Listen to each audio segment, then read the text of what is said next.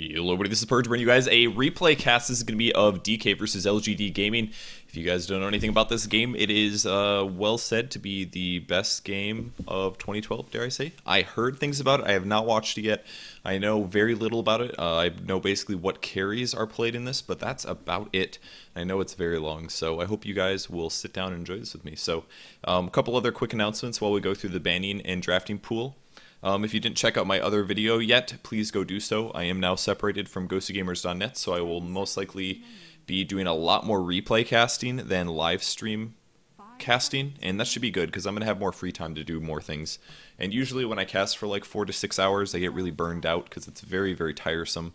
So hopefully this gives me a lot more free time to do cool stuff on YouTube. So hopefully, and especially with the last week having off, I feel a lot more motivated about stuff. So that is all the updates I think I need to talk about. If you guys are curious what game this is from the G League. I bought the in-game Dota 2 ticket. It is the tournament going on in China right now, I believe. Super insane games. Well, it's not in China technically, it's an online tournament, but the finals are going to be at a huge stadium, some Mercedes tournament in China somewhere. I believe is what's going on, but it's so much fun watching these Chinese games because the Chinese teams are so ridiculously good. You can really see the level of practice and play. Like they just don't make mistakes. It is so disgustingly fun to watch. Two of these teams here, if you guys haven't been watching much since the International 2, both of these teams did exist at TI2. Both LGD as well as DK. I saw all of these people, I believe, in real life. I don't think they've had any roster changes since I saw them. But they were all in Seattle playing. LGD ended up getting 3rd place, I believe, overall. Yeah, they lost to IG in the losers bracket. They got 3rd place, and IG played Navi in the finals, where Navi got 2nd and IG got 1st. DK, I believe, was about 4th place, I think. 4th or 5th place, somewhere right there. I think it was 4th, though. DK, also a very, very good team. But yeah, it's pretty impressive to see these teams play. LGD, one of the best teams in China, obviously, right now. There's also LGD Int, if you guys are unsure about what's going on in that. That's kind of like the foreigner fan favorites. It's a Western-based team that now lives in China, actually. And the players that are there, Pycat, previously from CLG. God, previously from Dare, or G, he's a Russian, pretty cool guy. There is also 1437, he was on Mouse. Previously, he's from Canada. There is Brax, who is a player. I don't know what team he was on before that, but I hear he's very, very good. And the last player is Misery, who was also on CLG previously. He's playing the 4 role, I believe. So that is the 5 players. That's LGD International. They now live in China playing Dota 2 pretty much all day long. So it's pretty cool to watch them play. I watched a couple of their games, and just, man, their play was so top-notch. And it really is. I'm sure you guys are going to see it this game, as we will be doing this cast. I'm super excited for this, by the way. Now that I will have more free time, I think replay casting is something I want to do more often, because that way I can just stick to really good games. I can put good variety in. I can pick and choose instead of doing just everything from the Gosu League. I still might cast some of the Gosu League, by the way, but I will be more open to do other stuff. So, and one last announcement while we're waiting for the picking to happen. I'm recording this about 4 p.m. right now, Pacific time, in approximately, well, it's going to be tonight at, it's 7:30 CET, if you guys are typical to European times. I don't know what the mountain time is, the GMT. People ask me for, or it's not mountain time, the GMT time or whatever it is. People ask me for that sometime. I don't know what that one is. I'm so sorry. But it's going to be 10:30 p.m. Pacific, that's my time, or 7:30 AM CET is what time it'll happen. I'm going to be co-casting this league, the G League, with Toby on his stream, so which should be on joinDOTA.com, etc. So I'll probably just start hopping around and co-casting a lot as things continue from here on out. So yes, one warm-up cast for today. I don't think I've casted anything seriously in a week, because I took a week off for Christmas pretty much. So hopefully this L turns out nice. LG is going to start off with the Batrider. We can talk about the game. We're like 4 minutes in, 5 minutes in. Batrider's the first pick from LGD. Very popular here right now. I believe this is with Lasso Nerf, by the way. Let's see. It doesn't say that you can't attack, but I'm pretty sure you can't attack with this anymore since the buff did go through. So that was a slight nerf to Batrider that was received. His ulti is going to disable for 3 seconds. You can't auto attack during that time period, which is a slight nerf to his 1v1 kill power, basically. In a team fight, you're usually not stopping to auto attack anyways. You're usually more more caring about position, but In a 1v1 role at level 6, this does make a difference. He's going to end up pulling more with Firefly and probably casting more Napalm, but it will net a very slight decrease in damage by about like 2 auto attacks, which is, 100, 150 damage, because keep in mind you have Napalm stacks, like 4 or 5 stacks. That's a lot of damage output, because Napalm does increase the right-click base damage that you do. The banning was a Lone Druid, Templar Assassin, Nyx Assassin, and a Magnus. Magnus still arguably overpowered despite Skewer being very much reduced ranged. Nyx Assassin is probably the most popular support hero right now just because his disable. His Impale is so good. It's a 2.7 second disable. Mana Drain is very, very effective, and Spiked Carapace as well is a great way to reflect damage and most importantly just stun your opponents. It's super useful for that. Lone Druid, very good hero for pushing and jungling, not jungling, excuse me, very good hero for pushing and long laning, very popular by the Chinese teams. They were some of the scariest Lone Druid players in Warcraft 3. They just love Lone Druid. They played him all the way up until Dota 2, basically. But after the Batrider pick, we see Rubik Beastmaster out of DK. This could be a long lane beast, it could be a solo mid. I'm not really sure how DK is playing them. Keep in mind that I'm a little... I'm not very well read on the Chinese scene, so a lot of the players and a lot of their playstyles might be slightly out of my area of expertise, since I mostly just watch Ghostly League and other European tournaments. But Dota is still Dota, so I'm sure I can at least somewhat understand some of their plays. Anti-Mage Shadow Demon, the next pick's from LGD. That'll be the support Shadow Demon. Very popular hero. He has gotten a slight buff, by the way. Shadow Poison has a slightly lower cooldown, 2.75 seconds. Keep in mind that the way this does damage is it stacks... you end up stacking Shadow Poison. The max stacks is 4. When you get there, you do kind of like an exponential damage output using Shadow Demon. So if you have a lower cooldown, that means you can get to those max stacks a little faster, and that means you're more likely to do the big damage a little quicker. It used to be 3 seconds, so that's like 12 seconds per 4 stacks. Now it's at 2.75 seconds, which is a 1 second reduction after the 4, so you can do it in 11 seconds instead. Very minor, but it's a very slight buff. Phantom Lancer is actually the carry pick out of DK, and I know that he's been getting picked a little bit. I knew that he was the carry in this game, by the way, but Phantom Lancer got a massive buff to his agility gain. It doesn't show anywhere here, but his agility gain went up by about 50%, something like that. Or was it doubled? I can't remember. It was pretty crazy. It was a really, really big increase to agility gain for Phantom Lancer. The reason that makes him a lot better, I've talked about this in some of my gameplays of him before, but base agility increases or agility at all, increases your armor, it increases your attack speed, and for an agility hero, it also increases your damage. Now, for a typical hero like an Anti-Mage, it's not the end of the world. Like, it's okay if he has really high agility gain, that's good, but for Phantom Lancer, it's especially important, and that's because he spawns illusions of himself. And illusions, they only do damage based on your primary damage attribute. That's that first number that you see in your damage counter. Sometimes you'll see a plus next to it. Those are not base damages. That's like if you get a Wraith Band, you get +3 damage from it. That's where that +3 comes from. The 6 agility from the Wraith Band applies to your base damage. Your base damage is your hero's natural base damage that is programmed into the hero plus your agility, or your primary stat. So that means that his illusions now do more damage because of that agility gain, and most importantly, their attack speed also goes up. And the attack speed part is also very, very important. The reason for that being that if you're the illusion spawn chance is based on a percentage chance. That means if you're attacking more often, you have more chances to spawn illusions. So it's all around lots more base damage and damage for Phantom Lancer. His illusions spawn more often, and that means that he's more likely to get up to that critical mass of actually having a lot of illusions in a team fight. And that gets really scary if your opponents don't have a lot of EoE. If you're, I did that recently in a game. One of the pub games I uploaded last week. I played Phantom Lancer. I got tank items on PL, and as soon as I got all the illusions, they had no AoE, and they just simply couldn't kill my illusions, and we just won the game. It's one of the scary things about PL. If he does actually get good items and they don't have really good AoE like a carry with cleave, you get screwed over really hard. Now, Anti-Mage is going to have ways to shut this down. If he does make a battle for you, which I completely expect out of LGD, then Phantom Lancer's illusions will get killed. But it really depends on the farm levels of both. If Anti-Mage is equivalent farm to PL or behind, then it's going to make it kind of hard to kill the illusions at times. And another thing that LGD has to go with this, so he can cast Disruption on either PL or any of his illusions. And what this does is it'll then spawn 2 illusions from PL. And if you don't know how the illusions work, this is a little bit of a carry over from Warcraft 3. Just one of those mechanics that's still there. You'll spawn...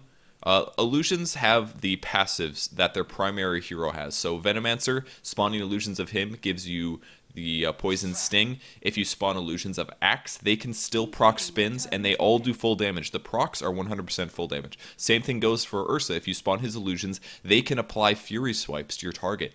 It's not bad. So that means that once Shadow Demon makes illusions of the PL, he can actually spawn illusions from those PLs. They get juxtaposed. I don't know if they get Phantom Edge. I don't remember that for sure, but they get juxtaposed for sure. So that means if Shadow Demon gets lucky, spawns images of PL, it's going to make his own army of illusions. So pretty good, and I mean that's where most of PL's effectiveness is anyway. So Shadow Demon is actually a great counter against PL. Now DK obviously did pick the PL after the Shadow Demon, so they're willing to accept this fact. But if this game does go late game, and I know it will go late game, we're gonna see some crazy illusion fighting illusion stuff. So I'm pretty excited to watch this game. Now, banning in the second round, we see an Enigma, Panda, Tidehunter, all good teamfight heroes. LGD bans a lot of pushers, actually. Nature's Prophet, Chen, and a Keeper of the Light. I guess they're worried about their anti-mage making it late game. They have pretty good early game heroes. LGD now has some decent pushing with the Leshrac, so I'm not too concerned for them really. And also Shadow Demon Leshrac combo is fantastic. You disrupt and then you land up with a Leshrac Split Earth, follow that up with some damage output from Diabolic Edict or Lightning Storm. These are great options in the early game. Bat Rider is going to be mid for them, and this is going to be their tri lane. So they're really just looking for a long lane solo right now, and I guess they're going to do a Sven. So I guess that means that they're going to shift. Bat Rider is not going to be mid. They're going to put somebody else mid. Possibly a solo Leshrac. They could just do an aggressive tri lane. They could do that instead. DK is going to have a Windrunner long lane. We'll see Rotke play that. He plays their long lane. Windrunner is going to be a long lane for sure. I don't think they'll put a PL in an aggressive stance. And I don't think this Sven is going to be playing a carry role because they have an anti-match. I think it's going to be a Sven Shadow Demon. Man, this is weird. I think they're going to try to put solo anti-mage versus a Windrunner. I think an anti-mage can beat a Windrunner once he gets his Ring of Health. He might need some support. I don't know. It's going to be kind of weird lanes. But they're probably going aggressive tri-lane, I'm guessing.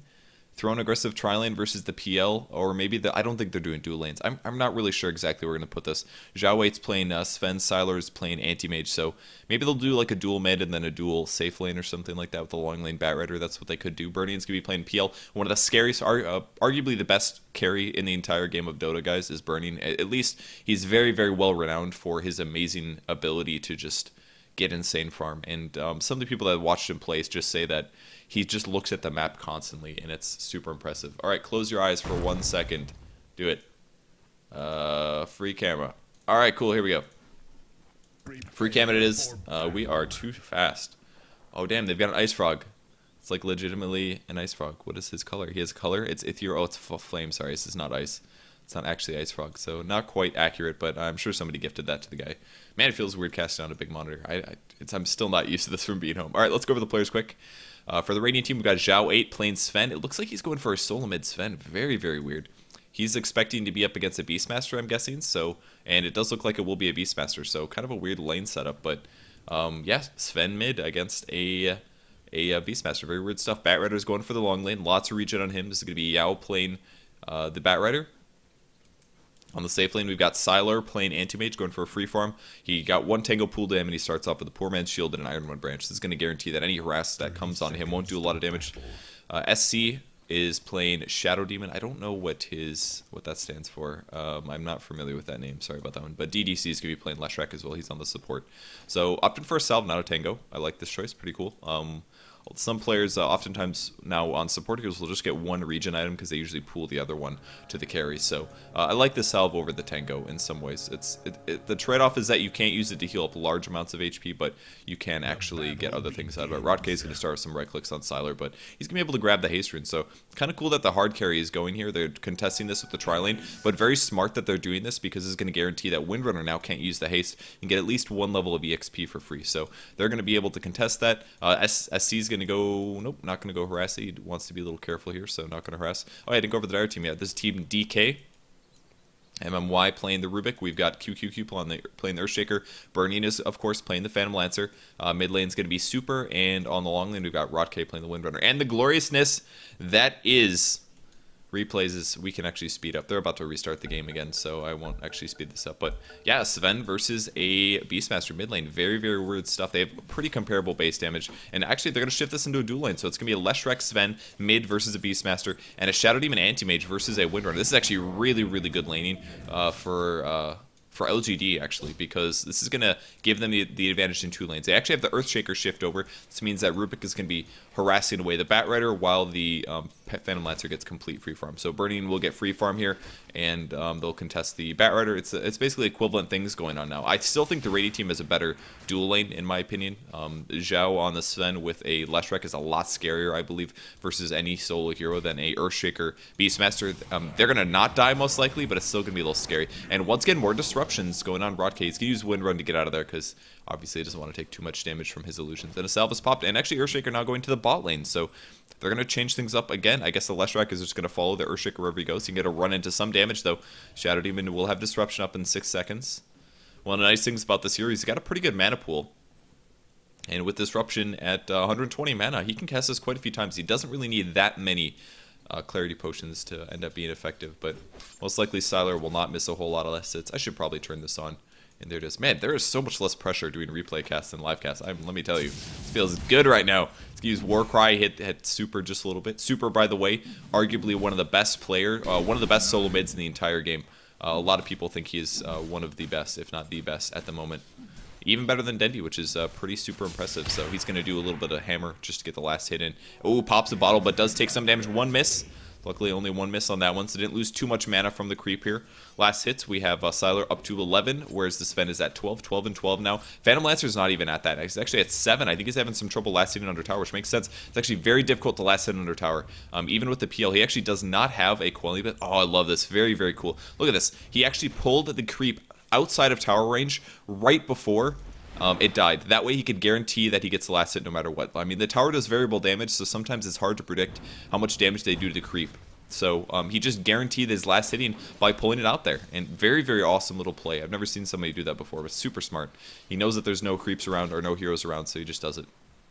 Now, starting item build, I assume he's going to be going for a Tranquil Boost. He started off with the Magic Stick because he is up against a Bat Rider. Bat Rider is up to level 3, so this wave has been pushing a little bit. There has been stacking going on, but he's got to be careful about the harass from Bat Rider.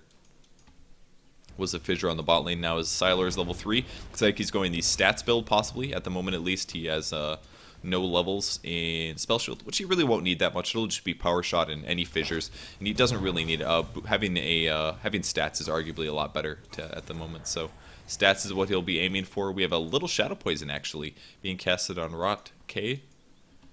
So some damage there. Earthshaker looking for rune control at 3.5 minutes. And Zhao Wei back in the mid lane, of course, at level 4. And he's going stun with Warcry. He actually wants Warcry to be maxed out pretty fast. I think this is pretty smart because if you look at DK's lineup, they actually do have a lot of physical damage. Even the axes from the Beastmaster are going to be stopped by this. Another stun coming in. He's just doing this to do some slight harass here. Zhao Wei's got to be careful though because Super is almost level 6. And once he does hit there, getting killed is definitely a possibility. But Windrunner as well as Earthshaker will shift back away from the bot lane. And Anti-Mage continues to farm, so if you look at the graph at the moment, it's actually a pretty good advantage to LGD, and this is based on their laning style that they set up here. They had a better dual lane to start things off in the middle, and they also have an Anti-Mage farming pretty hard. And to keep that even worse, PL's been having some trouble last hitting under the tower, so that is going to put him slightly behind in terms of farm. He's gone for a stat level and now 1 level of Doppelwalker. We'll see what build he goes, but maybe he's going to go the same build that I recommended. It would be kind of cool. I would feel forever vindicated about my choices. So now level 5, this is the typical burning build, popularized by this guy over here on Anti-Mage. You get 1 of every single skill, and then you max out, you get a lot of stat levels. And this basically gives him all around more base damage early, it gives him more HP, it gives him a little bit more mana, and I mean really you don't need these skills that much. It's nice to have Mana Break maxed out for harass, but sometimes this build is very popular, especially when you're facing against the Shadow Demon. Shadow Demon's on his team, obviously, this game, but we'll see if we can get a kill mid, actually. Sven's a little low on mana, so I don't think that him getting a kill on mid is going to happen, but actually they're going to be smoking all the way around. They're most likely going to go this way, sneak around from the backside, do disruption with the stun. Beastmaster is 6 though. Zhao Wei's playing careful because he knows that Super can get a solo kill on him if he does do a Roar Axis. Oh, and here's the bottle coming back. He's now got the mana, and just at the right time, Super backs off. Those supports have been gone for a long time. Will they go in on him? Here comes the disruption. He's going to run, but there's the disruption landing. Here comes the stun. Stun's going to land on Super. He tries to throw the Roar. Follow-up disable, and they will get first blood on the mid lane. So that starts things off. Snaky G gets a prize. There are still pendants on the shop, by the way. I believe you guys can buy these and score some games and in-game tickets. Anyways, great first blood, and you can really see the dedication that the Chinese used to go score those kills. A smoke gank, they ran all the way around, snuck onto the mid lane, making sure to smoke so that the enemy team didn't see it coming, and that was the first blood, so DK gets a slight disadvantage from this. We will see a pull here over on the side. One telekinesis actually on Yao. He does take a fissure as well, but the fissure is actually going to hurt him a bit here. Burning is not able to stay as close. Can he get the nuke? He's not going to be able to, and actually a little unfortunate at the fissure land. I think that was arguably a slight mistake. The fissure was very useful, but they needed to keep the PL within range to be able to throw his nuke. And he does go the Soul Ring build, so I think he is going to be doing Soul Ring Tranquil Boots. It's the best build, guys. You should always do this on Phantom Lancer. I promise. It's very good. He's got a 10 charge wand picked up. He could actually harass Yao a little bit more. Will he do it, though? He could also finish his Tranquil Boots if he so wishes, but harassing with Soul Ring is definitely going to be on the menu for him. So here comes the Tranks, and there it is. Tranquil Soul Ring is the way he's going to start this off. So Yao's going to go look for a rune. It has been gone for about 30 seconds here. Yeah, it's very, very long gone. But actually, he's just trying to get vision on the low ground. Very smart. And cool that you can do this to the sum here. So he's going to Firefly. Oh, I love this. He's going to go high ground. Oh, we didn't quite get it on the neutral creeps, or did he? I cannot tell. He does the flame break instead, and he does get the last hit. MMY was also trying to steal that if possible, because whoever gets the last hit not only gets the gold, but most importantly the experience, and that's a big trade-off. A big swing there. See a haste around the mid lane. Sven actually uses his ulti, is doing some harass on Super. QQQ is kind of waiting to throw the fissure. Not going to do anything yet. Still only level 2 here. But once again, axes. The DD, or that is the God Strength, actually gives him a pretty good advantage on the mid lane. He can harass quite easily there. Did some damage to Super here. Picks up a magic wand as well, so bottle magic wand. Windrunner is still denying the wards, and hasn't spent that much time in the long lane. Anti-Mage now level 7, still going all in on stats. He's got 1,300 gold in the bank now. Opting not to finish Treads, but he is going to get boots first, so he's probably going to go Battle Fury Treads really, really fast, and from there just jungle like crazy. He's got to be semi-careful, though. We're going to speed this up for a bit. Oh, damn. Don't die. If Sven leaves, then the game would die and restart. But luckily, we know that that can't happen. Aren't replays amazing, guys? I mean, look at that water. It is just flowing. Just flowing along. Okay, we try Spectator Chat. One stun on Super, actually. Follow-up stun. Here comes DDC. Oh, he's going to whiff his Split Earth, actually. Does throw the lightning. Couple seconds until he's got his next cooldown. Zhao Weight's thinking about going in. He's got the mana as long as he pops his wand, but he's going to play it safe, backs off for just a second here. So they are going to be absolutely fine. See some axes coming back through again. Shadow Demon actually is maxing out Shadow Poison first. We don't always see this on Shadow Demon, but the nice thing about this is it does actually increase your farm rate in the mid game when there's downtime. And like I said before, Shadow Demon doesn't have that many mana problems. He does when he gets Shadow Poison, but before then it's going to be fine. I love what he did there. Just looking for runes, basically. 8 minutes. Nuke down to the low ground, was looking for it. In the meantime, look at all the counter warding happening. Do you see this happen in European games? It does not happen. Look at that. They spotted this one. They actually had the obs ward here in preparation. They were using this to scout out for ganks, and they saw it get placed. So a sentry ward and an easy D ward there by Batrider. He picks it off. Burning just trying to trick him a little bit. Sends the illusions in lane to right click, and you'll pick up another creep. On the long, or the safe lane, sorry, Anti-Mage now going to be maxing out Blink. He spent his money. It's probably going to be the, yeah, it is going to be the Claymore. Plus 21 damage here. This is the most damage output that he can get out of his early gold. I mean, the attack speed is obviously great to have if you have Mana Break, but plus 21 damage here is fantastic for last hitting. It's essentially like a Quelling Blade, but obviously does build into a Battle Fury, so pretty good damage output for him. There's going to be a Smoking top, though. Zhao 8 is ready to go in level 7. He does not have Treads yet. Here's Warcry. First stun's going to land, and QQQ is going to die for sure. Split Earth is going to land. He's stealing it, though. It's a level 4 Stormhammer. But Yao does use his ulti next. Another roar. Zhao 8 gets nuked, though. DDC is getting low, and Zhao 8 is going to go down. DDC looks like he's going to also get killed. And they are turning things around. Super looking for another nuke, but on cooldown. And that is going to be a great play from DK. They did trade. They lost Earthshaker. Earthshaker bought back, I believe. Or he just respawned super fast because he's like level 2. And I think that's what happened, actually. Oh, casting the pig. Can they slow down Yao? Nope, they're not going to catch him. So they end up making a 2-for... Was that a 2-for... Yeah, that was a 2-for-1. They got the Earthshaker, but they lost the Sven as well as losing the Leshrac. Batrider was able to escape that one. So not the best trade there for LGD, considering that that was their gank, and they even killed him before he was able to land the Fissure. But man, the damage output from Burning is actually quite good here. 7-second cooldown on Spirit Lance. Once you have the Soul Ring, you are pretty much set. He's going for a Drum of Endurance, by the way. Pretty cool build to have on a Phantom Lancer. It's because it's going to give movement speed to himself and all of his illusions, and most importantly, it gives him all the stats, which includes HP, and includes Agility, which is more damage for his illusions, and Int Pool as well. So kind of a cool item for PL. There are a lot of Agility heroes that actually rely on casting. Drum is like the best item ever. Another hero that's very much like that is Gyrocopter, for example. Has to cast, has to do right clicks, and has to have HP. So opting for the drums will give him good movement speed and a really, really good early game. Some of the builds that I would used to do would be, I would do like Vitality Booster after this point. But if you compare that to having a Drum of Endurance, you're getting 9 Strength, which is actually just a little under what you get out of a Vitality Booster. It's like approximately like 170 HP, something like that. So it's less than a Vitality Booster, and it costs a bit more, but you do get a little bit more damage and mana out of it. So that's the trade-off. He's opting for the fast drum, and I think it's a pretty cool build. So in terms of stat levels, he's still only got 1 level in stats. He's now picking up Juxtapose finally. 2 levels of Doppelwalk is what he's going for. Some fighting going on mid. 1 stun, and Rock K is going to pull him to low ground unless he gets Telekinesis, and the Roar to follow up. Disruption at the best time from SC. It's going to stop that damage output completely, but the Power Shot gets him really low. Shackle Shot's not going to land, and there's the final nuke through. Not going to get killed, though. Super sick save from the Shadow Demon. He did sacrifice himself for that, but he freaking dislodged a Roar from the Beastmaster. That is sick play.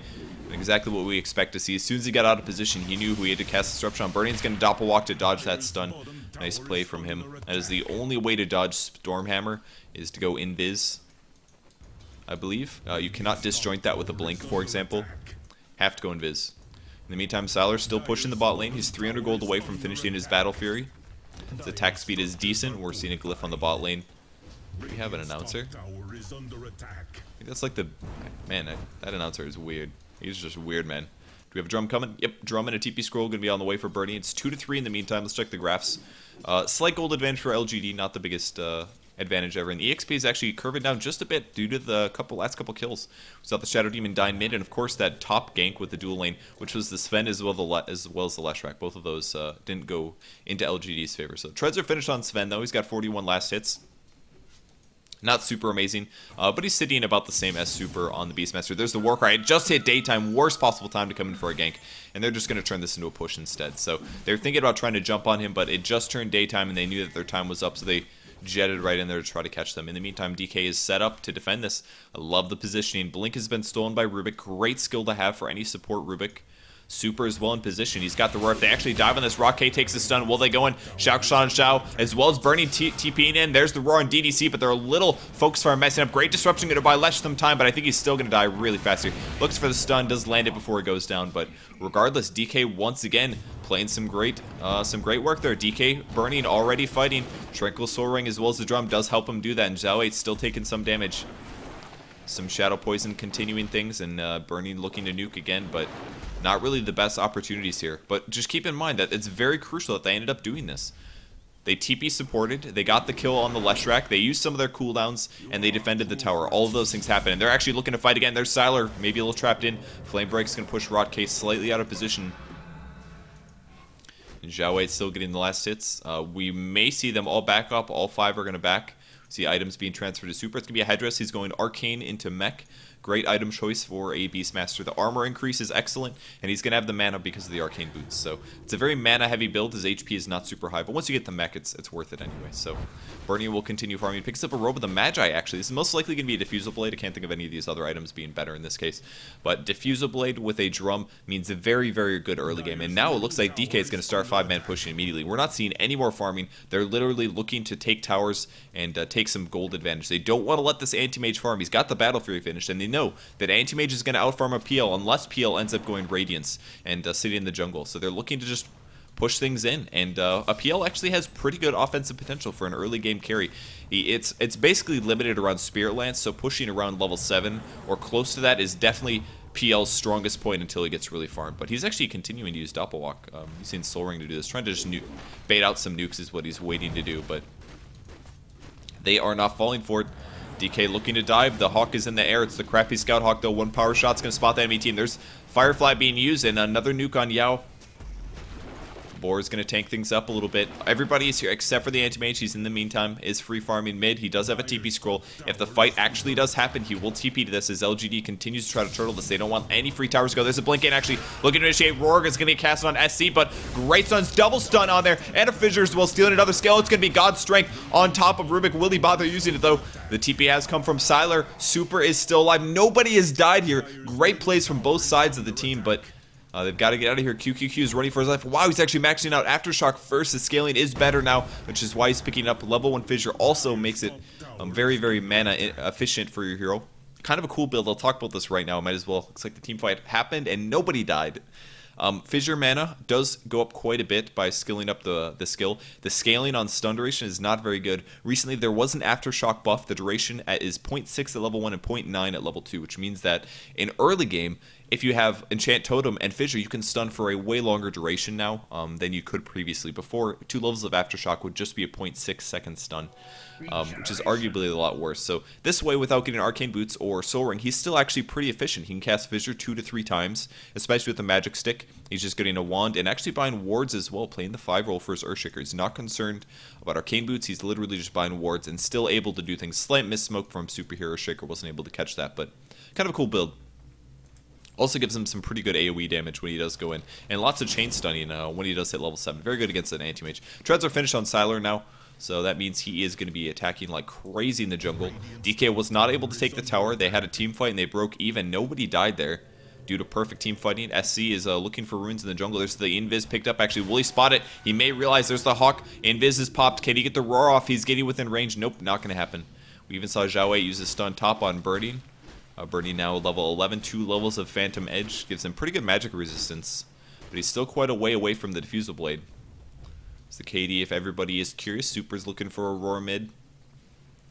Doesn't look like there's any possibilities just yet. Rotke is going to continue power shotting for last hits. He's actually going to Arcane Boots, which is kind of a cool build. Picking up some late tangos as well. I think he just purchased these recently. A very inexpensive way to keep your HP up rather than forcing yourselves into buying things like faster bottle or something like that. He just spends the 90 gold to keep his HP up, and he's just slightly trying to contest the anti-mage's farm. Blink Forward actually going to drain some of his mana. And most importantly, he's going to have a lot more mana to power shot by having the Arcane Boots and fulfilling more of a support role. This is a little different than we normally see Windrunners played in the Western scene, but it obviously does work very effectively if Rotke here would be using it. This guy's the craziest hair, by the way. They all wore sweatpants. I remember that very specifically. Everybody on DK was just like wearing team shirts and sweatpants the whole tournament. It was very funny. Thought that was hilarious. Very good Dota players, though. Super, super good Dota players. They just like the sweatpants. There's nothing wrong with that, guys. Do you like sweatpants? I like them. It's kind of a lie. I like sleep pants the best. And/or, do you call them sleep pants? I think sleep pants is the best way to call them. I'll call them sleep pants. Lightning actually maxed out first on Leshrac. This will provide them a lot of counter pushing and actually arguably extremely good team fight. If you look at it this way, Diabolic Edict obviously pushes towers amazingly fast and is great against solo targets, but the Lightning hits 8 targets. If you can just hit your opponents with... If you can hit 8 of your opponents, like your entire enemy team, with all of this damage, it's so useful, and especially good against PL as well. You can keep the illusions down by AoE nuking them. Like I said before, you need AoE to shut them down. You can counter push, he can farm, and of course, he can also just do a lot of damage to the opponents. So there they will push the wave. They're going to try to take the first tower mid. There's no towers that have died yet. Top tower actually is going to go down. Burning will take this one. 1200 gold for him, and the rest of DK is swinging in mid. Will they roar somebody? Zhao gonna take the roar. Will we see a follow-up? There's gonna be a little pig slow. Here comes the axes as well. They're looking for the follow-up. Another nuke and another enchant totem. Actually, great disruption. Gonna buy him a second. It's gonna stop some of Burning's nukes, but he is getting a little pop stilty. Throws the stun on QQQ, and Batrider is down here as well. A couple more clicks. Zhao 8 gets picked off. Great enchant totem. Follow-up stun though, and that's gonna be under Earthshaker. I believe he does throw his Echo Slam, trying to do any damage, but it actually did a little bit of nothing there. They're not quite done chasing though, and MMY once again steals Blink level 4, now 5-second cooldown on this. So disgustingly good on a Rubik to have versus an anti-mage. So range creeps getting killed. Super ZD has been useful. And do we see any items on the courier? Oh, almost a diffusal blade. Double Blade of Alacrity. There is also a buckler on the courier. So that means Burning is a mere 200 gold away from having his diffusal blade. 2 levels of Doppelwalk and 3 Juxtapose. Gonna be maxing Juxtapose out next. And very, very soon, we're going to see some very scary Phantom Lancer and team fighting. So we'll take another last hit here. Windrunner denying a tower. Actually, Sylar's going to have to blink out. Nice contestation from Rubik, actually, as he blinks away. Another Arcane Boots being used. Check for some other items and things. See, net worth right now is disgustingly in favor of Anti-Mage, but that's because the 2 Blades of Alacrity are actually on the Courier. So these 2 Blades are going to go towards the PL's farm rate, so he'll be sitting at about 7.1k when he does end up getting those items. So don't let this fool you by any means. But surprisingly, there's really, really low net worth on a lot of these players. A lot of these players have virtually nothing. Look at this. 5 players in the game have virtually no farm. This is basically because the Chinese teams are a lot more active with their supports. They don't spend a lot of time sitting in the jungle, pulling and stacking and farming and stuff like that. The Western scene has been more farming focused than the Chinese scene is currently. But the ganks are very crucial, so that is why their farm rate is lower, because they go do those solo ganks on mid lanes and things like that. And the mech is going to be finished now for Beastmaster. So mech is up, Radiant team is looking to push. They do use the Warcry, right-clicking on the tower, even Zhao Wei using his ulti, but they will even not get the last hit, but they still do get some good gold. 2,900 gold on Anti-Mage now. Rod K is getting out of here. He once again steals the blink. The reason he's doing this occasionally is just because he wants to make sure. Oh, great shackle shot from Rod K. He's going to do a power shot looking for more nukes. Hey, we'll get the telekinesis actually. I don't think they'll kill this guy, but he will do the Fade Bolt as well, and he will blink away Sailor's out of there. But it's going to hurt his HP a bit. Most importantly, that's going to give some space to Rod K to farm here, because now he doesn't have to worry about Anti-Mage just blinking in and trading hits, because Anti-Mage has got to be concerned about his HP for just a little bit here. So he runs away, picks up a Staff of Wizardry. He's going to be going 4 staff most likely. A little HP regen and some int, of course, better positioning. And Burning does have the Diffusal Blade. Going to be very, very useful, actually, versus Anti-Mage. Now, his mana is going to be okay because he has a Battle Fury, but getting it up a little higher, or draining his mana and preventing him from blinking is definitely something that can happen. And in the meantime, look at this. Burning's not even here. He's got his illusions pushing onto a tower. These also have the Diffusal Blade. He's going to... Wow, look at that Battle Fury. Really paying off there towards those illusions. But he opts for the Ultimate Orb first before the Yasha. Pretty cool. Wants the HP. Doesn't care that much about the movement speed. And Rock K in the meantime is pushing the tower. Willie Shackle Shot Zhao Wei actually does land just in time. Burning's going to come in and do a nuke. Needs some TPs. Bat Rider's going to be first. The Diffusal Blade also used. He got killed really fast. Even Bat Rider canceling a TP. Oh god, he's dead. Can't do it. Didn't even have to use the Diffusal Blade, but just did a right click and a lot of damage output there. So Sven going down. 1,000 gold from 3 deaths on Zhao Wei, actually. Sven really not providing to be that useful. I find it a little weird that they put him as the solo mid-roll. Maybe they just changed their mind or something. Maybe they just wanted another stun. I'm not really sure, but Burning's going to spawn some illusions, right-click in the tower again, of course. He's playing a little safe, does not want to get initiated on. Super actually being a little more aggressive than him in terms of positioning. They're going to find somebody in the jungle. It's Yao, actually. He's got a Blink Dagger. Shackle Shot's going to latch. This is really bad for him. Power Shot and another nuke, and they do get the kill. One good thing about DK's lineup, they have great nuke potential. Everybody on their team has a ranged nuke. So focusing down those wily heroes such as Bat Rider is going to be likely. Power Shot as well as the Spirit Lance, all very useful. Spirit Lance actually kind of a low nuke. 250 magic damage is quite low, but of course you have to keep in mind that there's also the illusion spawning and hitting you afterwards. And with the Diffusal Blade, you're doing a bunch of feedback damage. You do a 20 damage a hit pretty much. Love their position as they're pushing in the mid tower. Want to take this if possible, but they don't really feel safe pushing in. A little more counter pushing from LGD here. And the Hawk going to spot out some units. In the meantime, Sailor's still farming, very, very close to his Battle Fury. Just needs that Yasha and the recipe, so I believe it's going to be on the courier now. And there it is, so Manta Style is what I meant, not Battle Fury. Manta Style is going to be finished now for Anti-Mage. Manta Battle Fury is where things start being really useful. He's still going to be killable, but his offensive potential is very, very good now. Because he can obviously split off and have his illusions drain the mana as well. He may max this out. Yeah, he is actually getting mana break levels now. 3 levels of mana break, 3 levels of spell shield. He's very, very resistant to getting killed now. And of course, the most important one is his illusions are going to hit for every bit of that mana break. Urshiker actually rushing a Blink Dagger. This is straight Blink Dagger, no Arcane Boots for him.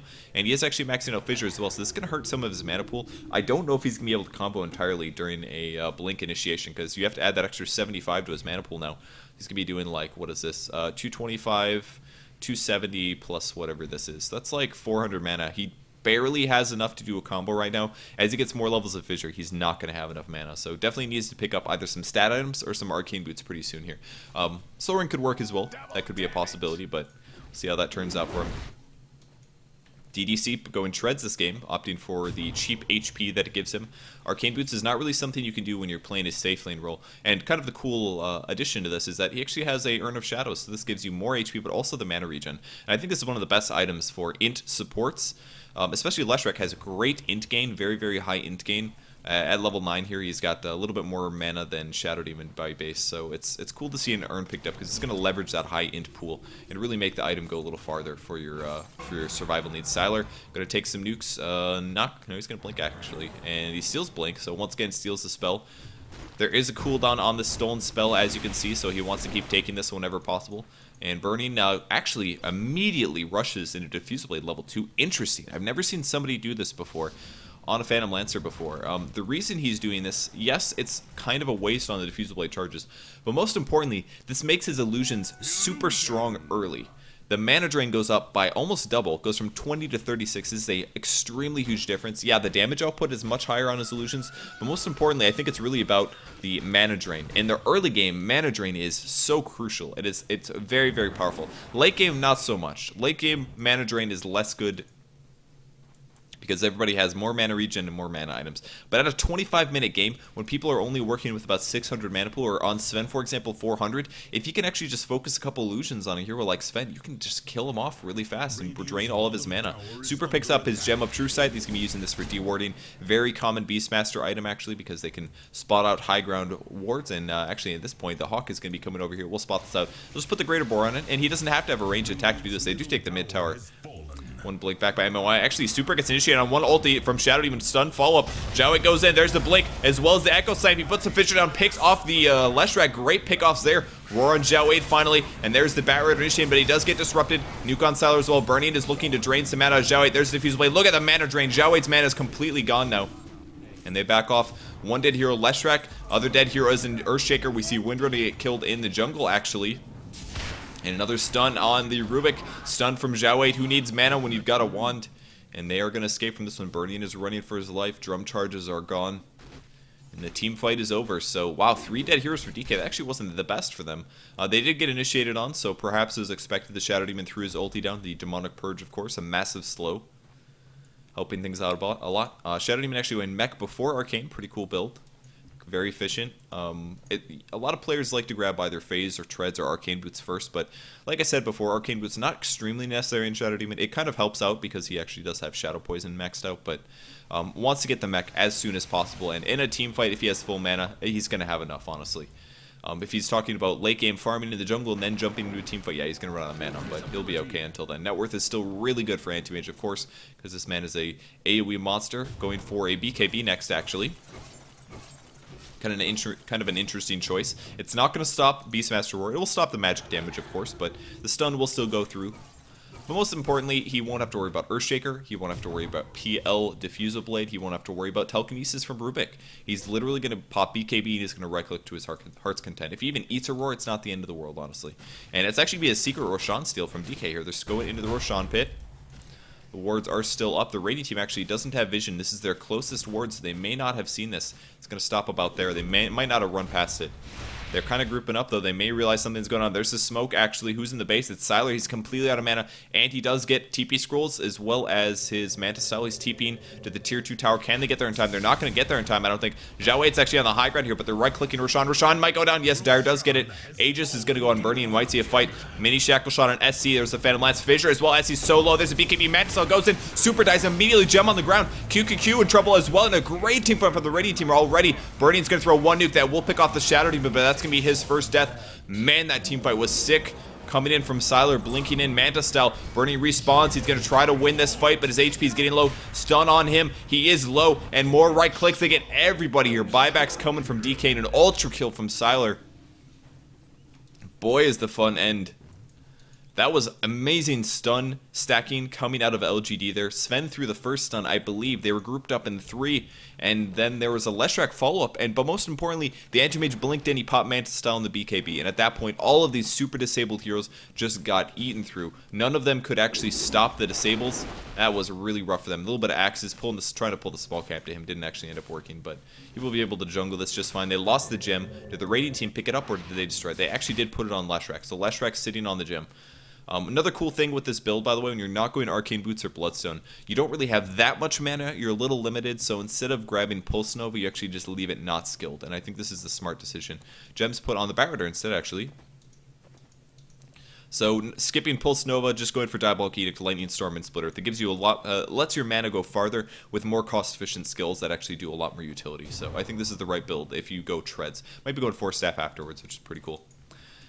In the meantime, Mech is just about finished here for Shadow Demon. I think he needs about 350 to get that finished up. Rotke does have his Force Staff. Blink Dagger on Sven, actually, so he's going to be playing a Blink BKB role. Pretty cool.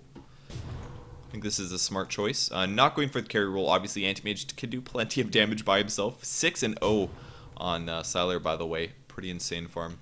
Can look at some other things. GPM is 588 for him at the moment. This is the Chinese Anti-Mage. They are scary.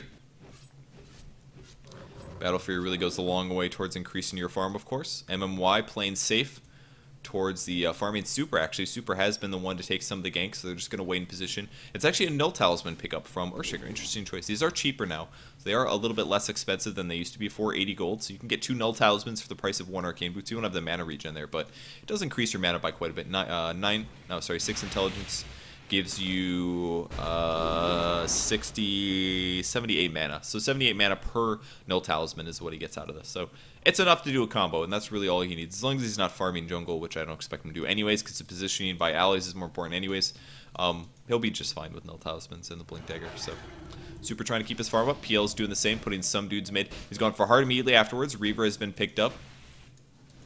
Pretty standard PL build. You grab your first item, whether that's the Diffusal Blade or whether it's the Radiance, and then from there you need HP. It's very important that you do get the HP, of course, because you need to keep your illusions alive longer. We saw the Anti-Mage cleave through some of those illusions earlier, and it's just, you can't let them die. You got to keep them alive. You want them to build up to have a large amount of illusions so they can do AoE damage. Well, not AoE, but, you know, lots and lots of imaginary spear right clicks. So in the meantime, Burning sends his illusions in the jungle. The rest of DK is going to defend the top lane.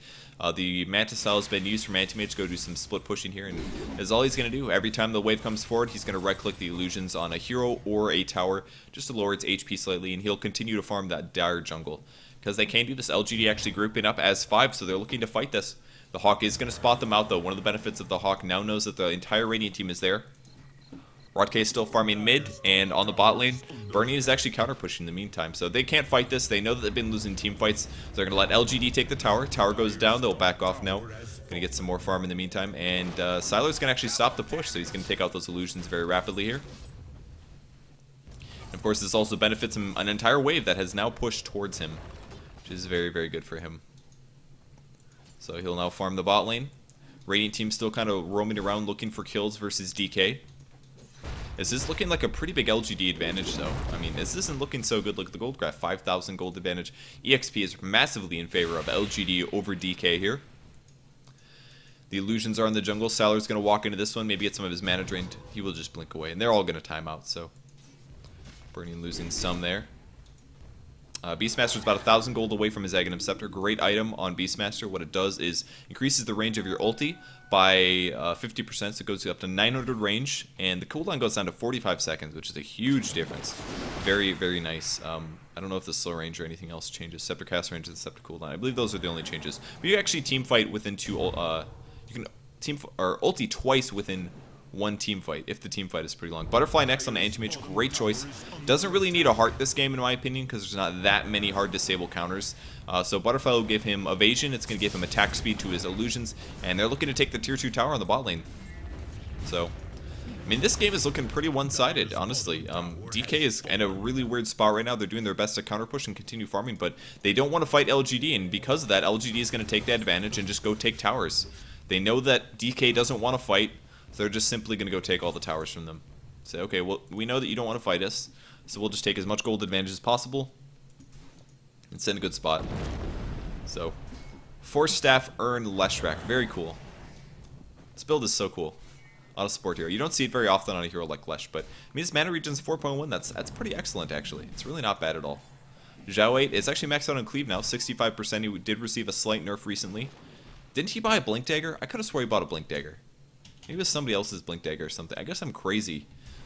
I thought he bought a Blink Dagger. You guys are going to make fun of me in comments, I just know it. But I thought he bought a Blink Dagger. BKB it is. He's going high ground now. He's going to de-ward a little bit using Blink Dagger to be up there. He's got a Force Staff still, so he can get down. The reason you have both of these, you can blink in ulti with Flaming Lasso, and then Force Staff yourself and your ally out. Back towards your ally. So it's kind of like a swap without the swap, essentially. He will be using that, of course, to try to initiate. Heart's finished on the PL now, 2400 HP with the drum Heart and the Diffusal Blade. He could sell his Tranquil Boots and grab something else like Treads, maybe. Boots of Travel is arguably the best option at this point because none of the other boots really do that much for your illusions. He's going to do some harass on Siler here. And of course, counter pushing to his Heart's Content. Really, really good. Look at that agility. 94 agility right now. Insanely good agility. He's still 4 levels behind Anti-Mage. He's like 20 agility ahead of the guy. On his base, at least. So the GPM is not as high for PL, 453. It's about all you can do without having a Radiance. Having a Radiance really increases your GPM by quite a bit. Illusions spawning like crazy now. Hero levels looking really good for Siler in the lead. The rest of DK is jungling together. The reason they're doing this is because they know that if the Radiant team catches anybody solo, they'll just take towers and advantage. So they can't really spend too much time breaking apart. Now you might say, well, this is going to decrease their farm by a whole lot. It is, but if they got killed and they lost towers, then they'd 100% for sure be behind. They're just going to cover burning for a while. The tower gets killed mid once again. And at least, I mean, they're getting tower advantage, but at least they're not getting EXP and hero gold advantage. Joey will be the one to defend the top push that Burning has been using. A couple stuns to come through. These are on pretty good timers on the PLs. I think he's going to go try to jungle with these, but I don't think he's going to make it there in time. Or he's just kind of scouting. He's like, oh, I have an illusion. I'll just go scout with them. Which may be his choice. Looks like he maybe was just hockeying them wrong, perhaps. I'm not sure. Double damage. 1900 gold now on the PL. Net worth is really, really high for the Anti-Mage. That's pretty high. Butterfly, Battle Fury, BKB, Manta style treads. I mean, this is the ideal Anti-Mage build. Arguably, you'd have a Heart in here, but you basically either grab BKB or a Heart. That's your trade-off. You say, do I want the Magic Immunity, or do I want the extra 1000 HP? And he opted for BKB, which I think was the right choice here. Against Disables, it is not fun at times to play Anti-Mage. Obviously, Spell Shield still makes you really, really hard to kill, but BKB very useful. And he's actually going to run into the problem of capping out on items pretty soon here. Hypothetically, late game, he might sell his Black King bar if his cooldowns, or if the duration gets way too low. But Boots of Travel, and then maybe like a Heart or something, or an Abyssal Blade might be his max limit. I'm not quite sure where he'll go with his item build from here. But obviously, at some point, not having a TP scroll would be nice. Mech, as well as a Ghost Scepter, actually, on Shadow Demon. He still does not have Arcane Boots. Actually, not very many. Are there any Arcane Boots on the Radiant team? I think there's actually 0 Arcane Boots. I haven't seen that in a long time. No Arcane Boots on anybody. We almost never see this anymore. DK, for example, has 2 pairs, I believe 3 pairs, actually. 3 pairs of Arcane Boots, so. No new items on PL. He's got 3,000 gold, which is going to give him buyback. This is the important part. A lot of teams will save for buyback gold because they do not want to end up getting caught without it, because then if your carry dies, bam, it's over. You just lose the game. So they're going to save the buyback gold. People will continue to TP back. Sven wants to get some more mana as well as fill up his bottle charge. He's actually grabbing a Reaver. Kind of a cool build. What this is going to do is actually make more use of his God Strength. Any bonus damage, percentage-based bonus damage, is based on your primary damage attribute. I talked about that during the drafting stage. If you look here, it says 143. Any strength items that you purchase apply to that base damage, and that means that any things like God Strength that increase your damage are going to be based on the primary. So he's actually, while buying the Reaver, he gets 25 damage from it at all points. If he ever uses God Strength, this means he gets an extra 50 damage out of it. So this item, it gives him basically 75 damage when he uses God Strength, which is pretty impressively good. And once he grabs the Heart as well, it'll just be really hard to kill, really survivable, especially with Warcry on top of that. There's not that much magic damage on DK, so using Warcry as well as God Strength, it's going to make him definitely a force to be reckoned with the team fights, even if he isn't critting. So not the very typical Sven build, but still very good. 4,200 gold now from Burning. And a Haste Rune from Anti-Mage. He's going to Manta style this so he doesn't get too much of his mana drained. 4,600 gold now in him. And DK is trying to do their best to regain control of this game, but the map control is there for LGD. They have a 3-tower advantage right now. Going to see some passive farming continue as they're trying to stay even, looking for mistakes. Maybe put Anti-Mage even higher on farm, something like that is what they're aiming for. We'll see Siler TP out. He actually does not want to get caught in the PL. He doesn't actually know if he's there, of course. Roshan is up, and that may be the point of contention. And that looks like what it's going to be. They will fight over Roshan. Super has his Aghanim Scepter. QQQ has his Ghost Scepter picked up. Very, very good. Plus 7 stats, by the way, so this gives him even more int. It's going to be very healthy and safe here. But most importantly, he doesn't have to worry about Sven killing him or Anti-Mage, unless, of course, you know, they just cleave him to death or something. He has now bought a Reaver, so getting his HP up there, and actually a lift back up. They're going to catch Zhao 8. Force Staff's going to put him under a tower, but a great Force Staff from SC, or somebody. Who did that? Oh, that was actually Leshrac keeping him out of there. He didn't have to use his BKB then. There's the Disruption, doing this to spawn some really, really good illusions. Look at the illusions. The illusions are just right-clicking the tower, doing so much damage. That's illusions killing towers. Man, how do you fight that? Look at that. Look at that. Those 4 illusions like almost killed the towers solo. That was ridiculous. But these illusions do 60% damage. This 60% of this 189. Those illusions are hitting for like 120 damage basically. Another disruption. They're going to send those back in. There go. Oh, he actually messed up the Warcry just a little bit. Doesn't give any armor to the illusions there. But they're just going to kill the tower. Look at this. They just took the tower with freaking illusions. No threat at all to them losing the team fight if they just send the disrupted illusions in every single time. DK's trying to do their best to hold this off, but I don't know if they can. I love the Talisman pickup right here. Very smart. Rather than grabbing the Eagle Song first for the agility, he wants the evasion on his illusions ASAP, which means they're going to be much, much more survivable versus the Anti-Mage illusions. Another disruption on the illusion. Sailor comes in, actually. Do they realize that's real? And they're going to go in. They grab Super. He gets lifted, though. Great reaction time from MMY. QQQ goes in as well, looking for any BKBs or ultis. The stun comes through. Burning taking some damage. Burning might be in trouble. He's at about half HP. Goes in Biz for just a second. Eats a Demonic Purge. And another Force Staff. He's being chased. They see him, but no kills yet. No kills anywhere. Fissure from QQQ. Zhao 8's in trouble. Great Shackle shot on 2, actually. He goes in. The Echo Slam on 4. They're going to be able to hold this, I think. Zhao 8 goes down first. Big ulti from Anti-Mage. Does damage to 4 heroes. He's trying to cleave it. Rod K's running for his life. Burning. Very, very low. Another nuke on Siler, though. And surprisingly, they looks like they're going to hold it. Just maybe. Siler wants to fight this, though. Another disruption is going to buy them more time. Rod K does another nuke. He's got the gem, but they're trying to defend the racks. There's the glyph. Going to buy him a second. So hard to put Siler down with a butterfly as well as a heart. It's near impossible. Rod K is not done yet. He wants to catch somebody, but he's not going to catch him. That Echo Slam, it was the Shackle shot into the Echo Slam that held DK off there. Or helped DK hold LGD off there. That was so crucial. As soon as the Shackle happened, the Radiant team knew that they had to help, so they started to clump up, and then Earthshaker at the perfect time goes in, lends a 4-man Echo, puts them all pretty low, and helped them hold things off. I mean, Anti-Mage turned it around as well with his ulti, dropping the HP of about 4 heroes, but it was not quite enough there. And you know what's something really cool that I'm just realizing now about QQQ's build this game? If he had an Arcane Boots, this just increases his max HP by a lot, or his max mana by a lot, by 250. That means that if his mana is completely drained and Anti-Mage ultis him, it's going to do more damage. So really, if you want to play it safe and you don't get your mana drained too much, you want to keep your mana at the perfect level where you still can cast all your spells, but that it's not so high that you'll get one shot by an ulti from Anti-Mage when he actually drains your mana. So I don't know if he's doing this on purpose or not, but it's something to keep in mind versus an Anti-Mage. If you play super mana intensive heroes like Leshrac or Death Prophet or Storm Spirit, man, he just has to throw his ulti and he kills you. And you like naturally drain that stuff yourself, so pretty scary counter. But nice play from DK. Can they hold it off again? They're pushing back in. Another Warcry is used, giving the armor to all the illusions. And they are just going to attack the racks. There's one Fissure. A BKB, actually. They're going in, trying to pull Super back. Another BKB from Siler. So many BKBs. 3 BKBs. Ghost Scepter is used, though. They force tap him away. That's going to buy him some time. He's going to be able to roar this. Who's he going to roar? Going for Siler. He actually backwards roars him. Gets out of danger, but they're going to hold things out. Burning throws another nuke. It's going on to SC. All the illusions are going to back up and looking for a target. The Rax is still up. Rax is almost going to go down. I think it's going to go down. No way Siler can hold this.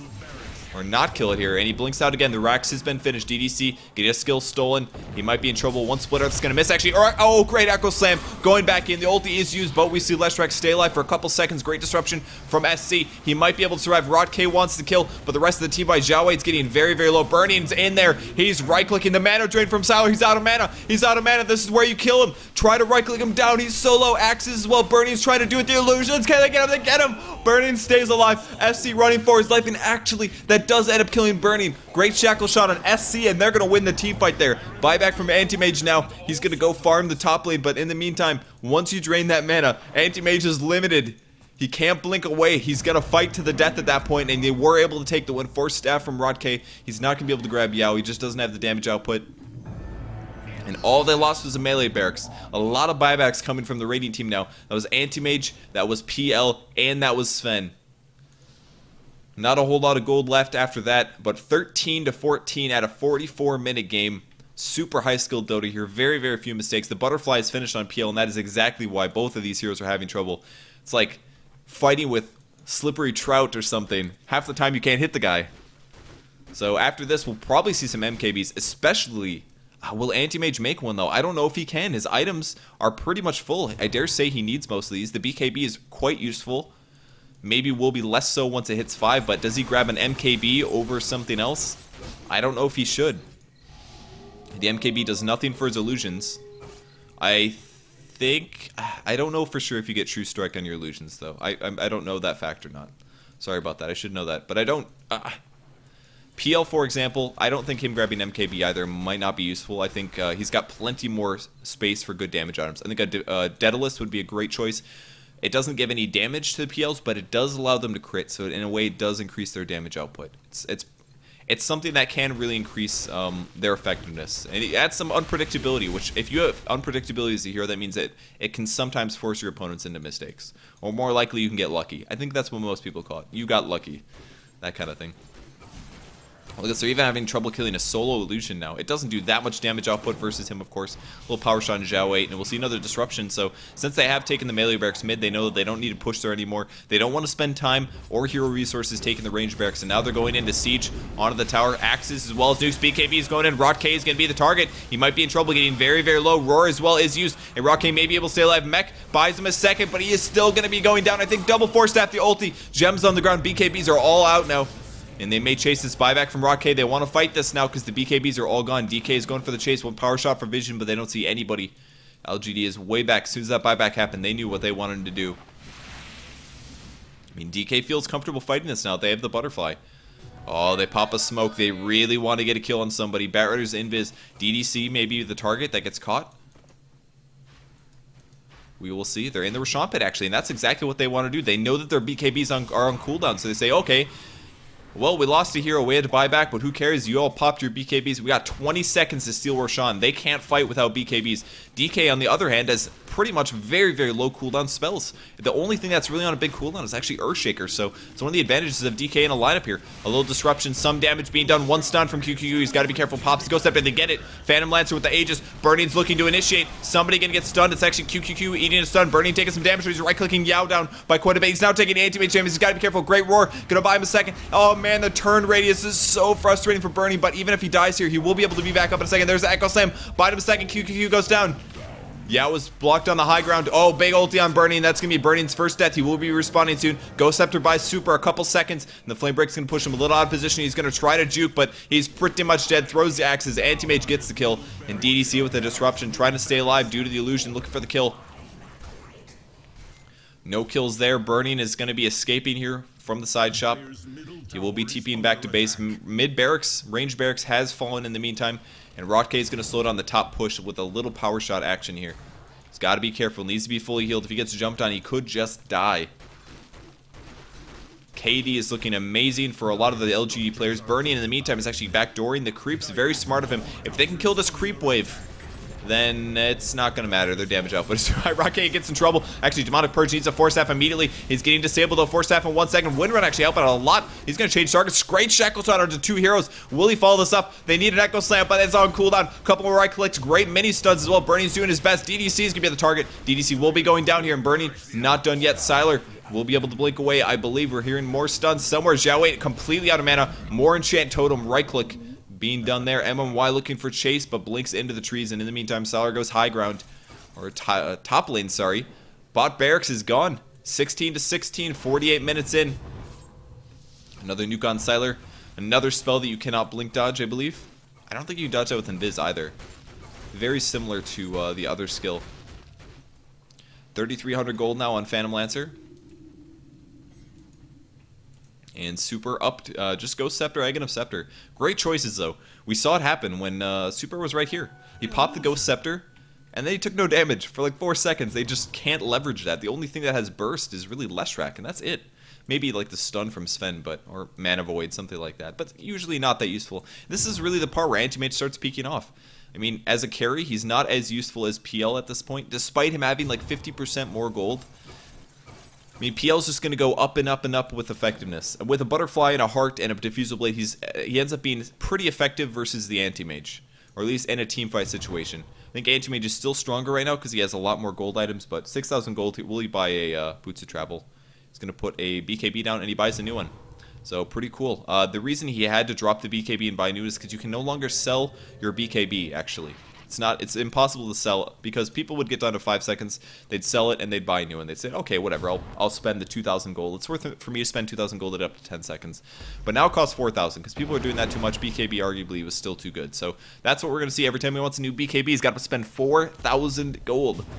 A lot of money to get that magic community back up. So PL pushing it is going to be a crit. I think Demon Edge is the first pickup. I don't know if this is going to be an MKB. It might be an MKB. Since he's picked up the Demon Edge first, I think it's going to be an MKB, but I might be wrong. He's TPing back to the top lane. Can Burnian hold this off? 300 gold from having a Diffusal Blade. He's got to save it for a buyback anyways. There's the axes, actually. He's going to nuke onto some of these illusions. This is the only way to fight them was with the illusions of their own. Tower's still taking damage, and they will kill them all. So all the illusions are gone. 2783. If he can give True Strike to his PL illusions, I don't know if it works this way. We'll find out. But if he can give True Strike to his PL illusions, then they will be able to kill Anti-Mage much, much quicker. He's going to send his illusions out here.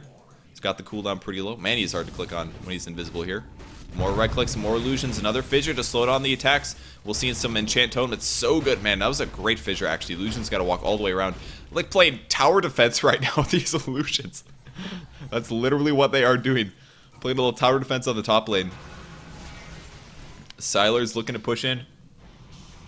They're going to continue doing this. I mean, they know they've got time. The bot wave is it's still pushing in. The creeps have more HP, about 200 HP advantage. And they just have to keep doing this. He keeps doing this on purpose. Great fissure blocking from him. Forces them into a choke and prevents the illusions from actually hitting the tower. Very, very subtle, but very smart. He does finish up Arcane Boots finally. So Arcane Boots finally the choice. Windrunner kind of close to Sheepstick, but probably not going to get there anytime soon.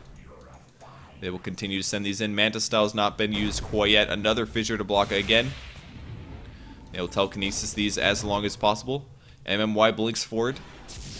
And they're going in. There's the war cry. Will they fight this? Oh, a couple nukes on Zhao 8. The illusions are starting to spawn. This could be dangerous if they spawn more. They're only going to spawn a couple times before they get killed. Another disruption. It's going to be on Anti-Mage, I think. Actually in a little bit of a weird spot, but it's going to take some nukes, some mana drain on him. Oh, they're going to roar. They might go in on Sylar. Will they fight this? Looking for some more nukes. Need a shackle shot. There's a shackle shot. Gonna catch Sylar with Zhao 8. Actually, Echo Slam on 4. This is exactly what DK needs. They're going in. BKB's pop. Zhao 8's very, very low. Burnian's gonna right-click him down so quickly. MKB is the choice here. He's trying to pick off Sylar. He's right-clicking him. He doesn't carry his magic immune. They're chasing things back. QQQ. Great fissure. DDC's gonna go down. He stays alive just barely. Yao even gonna go down. Earthshaker stays alive, and DK is gonna hold the push. Shadow Demon getting picked off. Will Anti-Mage go down? He's looking to blink, and he will blink away. Sylar able to stay alive, but oh my gosh, insane team fights coming out of DK here. Bot ranged barracks is now dead, but DK is able to hold things off. Look at these team fights going on. The net worth, he's catching up, man. MKB is finished. This gives him huge damage on this primary hero at least, and he does not have to worry about that butterfly anymore. Anti-Mage kind of probably wishing he had an MKB as well, because he actually can't fight Phantom Lancer anymore because of it. When you have 35% evasion, the estimated hit points that you get out of that is insanely sick. And he is going to drop his boots. Tranquil Boots no more. Will it be a Boots of Travel? It is going to be a Boots of Travel. Now, very, very good item to have on PL as well. This gives huge movement speed advantage to his illusions, whereas before they were getting maybe like 75, 80 out of Tranquil Boots. They're now getting 100, no matter what, 100 movement speed. So his illusion's now much, much faster. Now, from here on out, where do you go? The Ring of Regen, I don't know if he's actually going to use this for anything. Possibly Vlad's, I'm guessing. I'm guessing he's going to make a Vlad's for some lifesteal. Most likely will be a Vlad's, I think. Because otherwise, why would he keep this? I mean, you could go sell this. It's not like 2 HP regen when you have a heart does very little. But he's most likely to turn this into a Vlad's, I believe.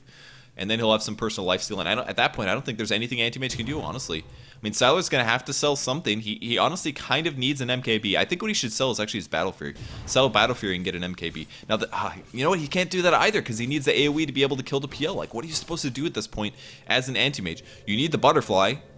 to keep it survivable against the regular heroes, but it's not working that well against the PL anymore. I mean, it's a very, very hard spot to be in as an anti-mage. The PL is actually out-carrying the anti-mage. He's providing a counter to the hero. More damage on the illusions once again. I'm seeing no misses out of these illusions, by the way, so I'm guessing the MKB does actually apply to his illusions. He's giving True Strike to everything that he owns. Means all of the anti-mage illusions are going to be much, much easier to deal with.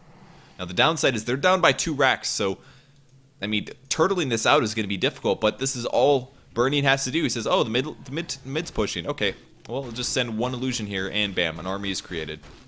No problem. Doesn't even have to leave his lane. Look at this. What are they supposed to do to this? They got nothing. He's bringing some illusions back, actually. Apparently wants to bring them for the team fight. Another fissure is going to hold the illusions off a bit. More tower defense. Oh my god, the tower defense. This one actually going to despawn, so a little unlucky there in the mid lane, but he's going to push the wave out. In the meantime, we see Sylar actually going back to the bot lane to farm. Creeps getting killed all over the place. The blink forward by Anti-Mage as well. Still no heart finish for Zhao 8, actually. Just has that that Reaver finished. See any other stats? He's still only died 1 time. The Anti-Mage, that is. Still doing very, very well. Gem is up on Leshrac. Barrett actually finishes the Vlad's as well as a BKB. Vlad's picked up, he is a ranged hero, of course, so he doesn't get the melee lifesteal, but that's pretty funny. You can Firefly down in about 8 seconds. Didn't try to, force staffed him down from a trap to trap himself again. The 5 armor is very good against the PL. All of his damage is physical. All of the damage output, except for Spirit Lance. This is the only magic damage that Phantom Lancer is doing. It's all magic damage, or physical damage, so the Vlads will give him some HP. Some estimated HP, that is. A TP coming back to the base. DK's still got to be careful. It's obviously not done yet. Windrunner does have a sheep stick, though. They can actually use this to kill the Anti-Mage if he gets in a bad spot, so LGD's got to be careful. 16 to 20, 56 minutes in. Can DK hold it off? Power shot on the low ground to check Roshan. It's not up yet. And LGD is not waiting in there either. So they know that they will be okay. Hawks on the high ground are going to be spotting this out. They most likely did write down the time, of course. And still more counter pushing coming from Bernie. Now keep in mind that the farm rates of DK is going to be lower because the both Raxes are gone. You get less EXP as well as less farm from the Mega Creeps. At the very least, you get less farm. I think you get less EXP as well. Zhao 8 actually thinking about stun and mid. He's going to Warcry this. Wants to push it. Shackle's not going to catch on Zhao 8 though. Hex is used instead. Will they be able to initiate? Burning's looking for the nuke. Zhao 8 taking some damage. Maybe a BKB soon. 1 stun. Going to land a Rot K as well. Super's got to roar this one, but he pops his Ghost Scepter, and the follow-up stun is going to put them in kind of a weird spot. I think we see Burning fighting the whole team, but there's going to be a roar on the other heroes. Can they grab Zhao 8 at least? I think they can kill him. I don't know if they can deal with Anti-Mage, though. Another enchant on him. Another great stun. Will he Echo Slam this? He's actually running away. He's very, very low. Burning is going to have to buy back. He actually died solo to the Anti-Mage. The rest of the team was dealing with Zhao 8, and they lost the Phantom Lancer. Shackle Shot won't catch Yao, but he forced staffs to the high ground. And more illusions to get killed here. Oh, this is actually a Shadow Demon illusion. These are Shadow Demon illusions. They will time out soon. Unless they end up spawning. Look at this. Fight! Fight! Fight! Fight! Fight! Fight! Oh, they're spawning! Oh, fight! Yeah, fight! Oh, who's gonna win? Alright, they won. Alright, Dire Team won. Dire Team Illusions won. Those were Shadow Demon Illusions, I believe. He did end up disrupting the Phantom Lancer, but Burning did buy back. He's like, whatever, I'll just buy back. Picks up the Aegis, TP's the high ground, or the top lane actually, Sylar's trying to take the tower, but they will hold things out. Nice force staff on a creep there. He was trying to force staff the illusion, obviously. If you force staff the illusion, it stops like 2 or 3 auto attacks. Which is going to pay off. That's a little bit of HP. The tower's almost dead, though. No new items for Anti-Mage, just, 7,000 gold. Net worth is 34,000. That's right, 34,000. GPM 730. Man, look at the GPMs of everybody except for the 2 heroes. This is a 58-minute game. Literally, nobody else is farming this game. They're all just literally 5-man Dota-ing because they don't want to lose. Pretty much what's going on. 2,000 gold on PL. Next item I would get, probably Daedalus, I think, would be the right choice. Or maybe a Sheepstick. You could Sheepstick as well on a PL. Not, obviously, you don't really need the mana regen, but having the extra disable can be very, very useful, especially against a hero like Anti-Mage. So, I would like to see Daedalus, though, I think. I think that would be the right choice. Daedalus for the crit would give him more damage output. I'm sure there's plenty of options he can go for, though. Group wave cleared once again. Very scary PL. Smoke gank coming mid actually by LGD. And instead, Anti-Mage breaks the smoke to grab the creep wave, so he will kill these. Creep wave, goodbye. DK still really grouped up here. Do not want to get caught. The illusions are pushing in the meantime. Very easy stuff. Even Rock using a power shot on the high ground, looking for enemy heroes. So gem as well as a cheese on him. So very survivable at this point. It's going to be hard to kill, especially when Anti-Mage still doesn't have an MKB. So Windrunner is more or less invincible when he actually pops a Windrunner. One really nice thing about having a Windrunner this game, similar to having a Ghost Scepter. Like physical damage, nope, not going to get me. Not going to happen. Force Staff even on the Earthshaker. Just so farmed on everybody here. Despite their GPMs being generally shit. Once again, their GPMs are shit. Because they don't want to get caught. They'd rather 5-man than let somebody die. So Burning pushing on mid. Sylar, this is the first time DK is actually pushing in. Tier 2 tower did end up dying sometime, but looking to take another one now. And he's just spawning a lot of illusions. Using Doppelwalk all the time. So mid wave is going to get killed. That's finally LGD that's on the back foot. They know that Burning is really scared. Look at that damage output. Those illusions are so intimidating. There's a BKB actually. They're going in trying to grab somebody. Yeah. Oh, wow. He does get the Flaming Lasso. Just barely QQQ. And then kill with the start of the fight. That would be huge. He's getting very low, but pops the Ghost Scepter. He's still alive. Echo Slam as well. Enchant Totem being used. He's not going to be able to fissure because it was still on cooldown there, but Burning is right-clicking as well. Sven's going to die. Sylar gets Hex. If Sylar dies right here, that would be huge. Oh, the Shackle Shot from Rockhaus on 2. Sylar's going to drain all of his mana. He gets Ghost down. He's going to have to buy back. He's got plenty of money, though. No big loss for him. And they're still right-clicking creeps. So the team fight's won by DK as well as Burning. Mid tower, they're going in. SC on the high ground, they're nuking in on Sylar. One ulti being used. That was actually stolen from Rubik. Huge mana void there, puts him very low. And the illusions are fighting one another. That's the disruption. Burning's got to run. His mana is completely gone here. Completely gone mana. More illusions chasing. Burning actually needs mana as well. Doesn't have that much mana regen right now. Did he make a Vlad's yet? Where did his Ring of Health go? It's actually a Vlad's on Beastmaster, so we will not see a Vlad's on him. He ended up selling that Ring of Regen. He's going to teleport back to the base. He's not ready to push in without mana. He definitely needs Spirit Lances as well as to be able to Doppelwalk to spawn illusions.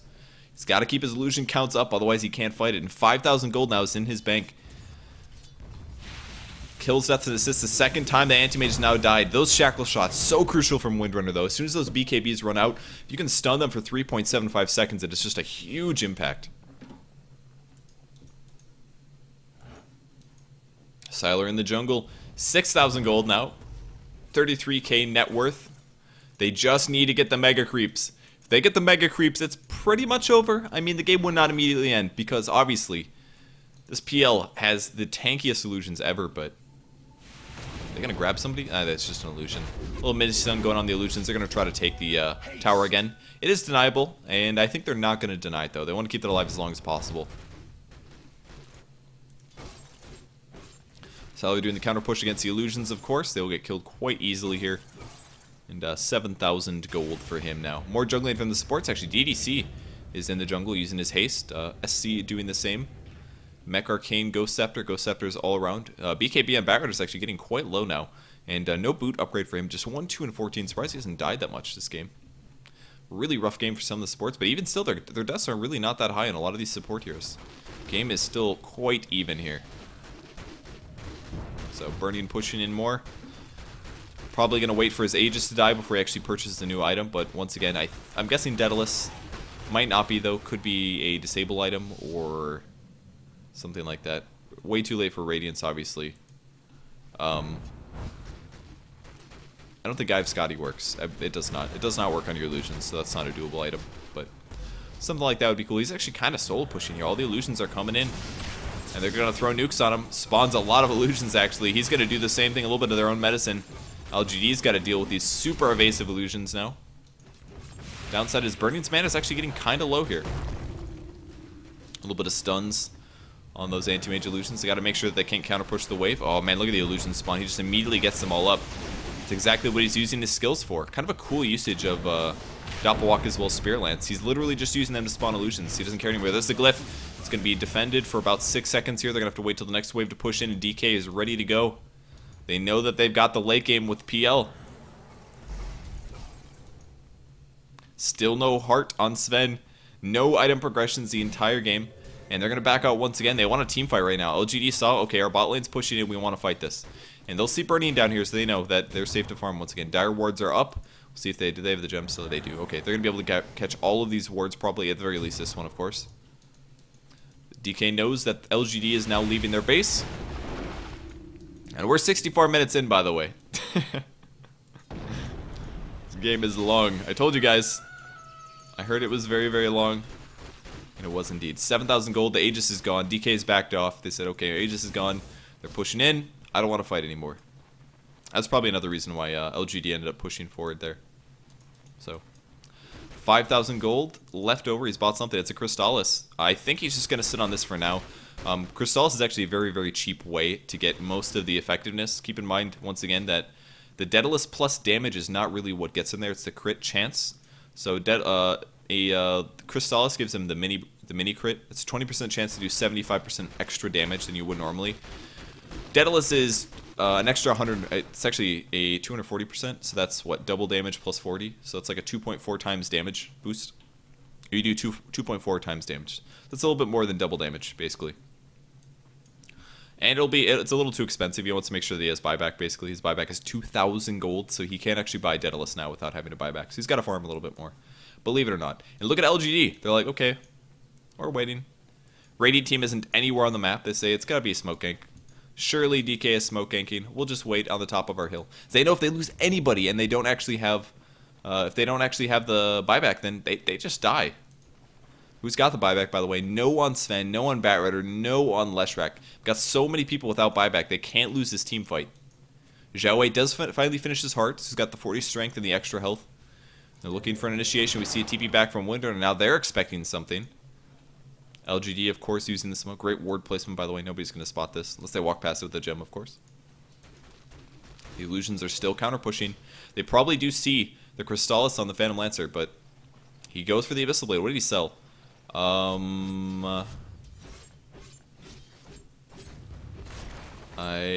don't know. What the hell did he sell? Man, I am terrible. Battle Fury into Manta, and then he got a BKB, and then he got a Butterfly. And then he got something else, and I have no idea what it is. I don't remember what he sold. I feel terrible. I don't know what it was. Alright, I'm sure I'll get 85,000 comments in chat. Thank you guys. I don't remember. He had something, okay, and he got an Abyssal Blade instead. Much better chance for him to be able to shut down the PL. And most importantly, actually, a lot of the other support heroes from DK, if they can like land a stun, prevent Beastmaster from getting his Ghost Scepter on and kill him fast enough. I mean, that's literally a lot of the reason that DK has been able to win these team fights, is because LGD hasn't been able to focus fire and kill people. A lot of people have been staying alive just because of the Ghost Scepters. It's all physical damage from LGD. It's the lacking in their lineups. They don't have a lot of nukers to offset the Ghost Scepters, like Alina or something. They've got a Shadow Demon and they have a Leshrac. Good damage output, but not quite the same. So DK now 5-manning in the mid lane. Any new items that we're missing? Looking pretty standard. A lot of these supports have pretty core items. Force Staffs and Ghost Scepters keep you alive. It's going to be DK burning, TPing back to his base. And there's the Daedalus finish, so he's got the money. So now he's going to be critting for his illusions as well as his primary here. He's actually going to find Sylar right away. Throws a nuke in. Does he do enough damage? Critting for 1,000. Man, that is scary. And he's mini-bashing. Like, his attack speed's actually not that amazing. We'll see what his illusions crit for. It says they're critting for 1,000, but that's not true. It's a dirty light. Rocket looking for Shackle. He's going to catch Zhao Wei. Actually, BKB is being used as well. Barrett goes in, grabs the QQQ. Earthshaker pulls him to low ground. Stealing a spell. It's going to be Flaming Lasso. Great pick up there. He does get it. There's the Fissure on the Sven, which bought them some time. The illusion is chasing. Run for your lives. Run for your lives. Oh, damn. Yeah, that was not 1,000 damage. I believe they do 25% of his base damage, so they're doing like a little over 50, 60 damage. So they're critting for 2 times on 60 damage. So they're doing about 150 damage. It's good, but it's not amazing. And largely the reason that they're decent but not amazing is it's the damage items that he has. He's got a Monkey King bar and he has a Daedalus. These don't actually increase his illusions damage, except for the crit. So that's why he doesn't do very much. That's why his illusions are kind of weak. They're survivable, but they're kind of weak, in my opinion. If he had like a Manta style and another int item or agility item, he would be doing a little bit better. But I mean, they're not bad. But a butterfly as well as a diffuser blade alone will not make your illusions godlike at this point in the game. He just gets killed again, by the way. Cheese is on the ground. They're just going to leave it. Burning comes back. They're ready to fight. Another fissure on the anti-mage. Not able to kill the tower. Did Super pick it up? Actually, no, he has not. The cheese is still there. I guess they're putting the gem on the courier. Is he going to grab the cheese? They're just going to leave the cheese, maybe? Is Rotk... Oh, he's already got a cheese. They've got 2 cheeses. There's 2 cheeses in this game. There it is. They picked it up. Thank God. It's like, don't forget the cheese. So they send the cheese back. 2 cheeses. That way, if you use the cheese, you can bring the cheese to yourself to have a second cheese. They'll probably keep this on Windrunner. I'm guessing her disables, mostly the Shackle Shot, are super crucial to have in the team fights. You guys have seen how powerful they are if you latch 2 heroes together. I still don't remember what he sold, which makes me feel crappy. Maybe it was just like a TP scroll or something. Like maybe I'm not crazy. Is that possible? He had Boots of Travel, so I know he's peaked out on items. Did he have a heart? Did he have a heart? I think he had a heart. It must have been the heart. He must have had a heart at some point. I think he sold his heart and got the Abyssal Blade. I think that's what happened. Sick blink from Sylar. Yes, he made it. I think he sold his heart. I think that's what it was. But I'm sure about 25 of you guys have already commented on the YouTube video saying Purge is a heart. So Illusion's still pushing. Burnian's going to go back to the mid lane, and they're looking like they actually do want to go in now because they do have the Aegis. Who has the Aegis, by the way? Is it Beastmaster? Okay, Beastmaster grabbed the Aegis. They have the cheese on Rotk. They've got another cheese somewhere else. Most importantly, Phantom Lancer's going to have buyback, most likely. Yes, he's got buyback, and he has Boots of Travel. That means in 40 seconds, if he dies, he can teleport back to base immediately. So they've essentially got 2 Aegises right now. It's a super big deal. Very similar thing to Sylar if he ends up wanting to do it, but there's some Shackle Shot on the Illusions. They're right-clicking, 1 stun to break the Illusions down. The tower's going to go down 1 disruption. We'll see if he spawns a lot of Illusions. Will the raiding team get lucky? Another fissure. Roar on Sylar, actually. This might be some trouble for him. Oh my god, the damage. Oh, he's going to die almost immediately. Telekinesis, but Burnian is going to go down as well. He's going to have to buy back, and he can't TP for 16 seconds.